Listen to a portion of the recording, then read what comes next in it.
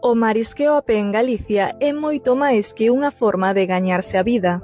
É tradición, esforzo e o sustento de moitas familias. Unha profesión realizada na práctica totalidade por mulleres que a día de hoxe se enfronta á súa peor crise. O Galicia Confidencial achégase á Pobra do Caramiñal para falar con Sonia, mariscadora dende fai máis de 20 anos, que ademais de ensinarnos como traballa, danos conta dos problemas do sector. Hoy, por ejemplo, estamos trabajando aquí por 4 kilos para ganar 50 euros y tenemos que echar toda la marea y aún a ver si los cogemos, que no hay marisco realmente. Todos los meses ya solo de autónomos tenemos que pagar 260 euros y no sé, porque para comer ya apenas nos queda.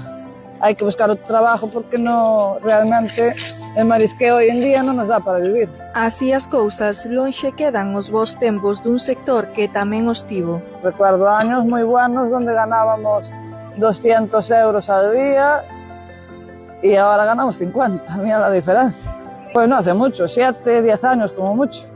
Fronte a esta crise, centos de mariscadoras de toda Galicia están alzando a voz. A pregunta agora é: estámolas escoitando? Quizáis nos demos conta cando xa sexa demasiado tarde.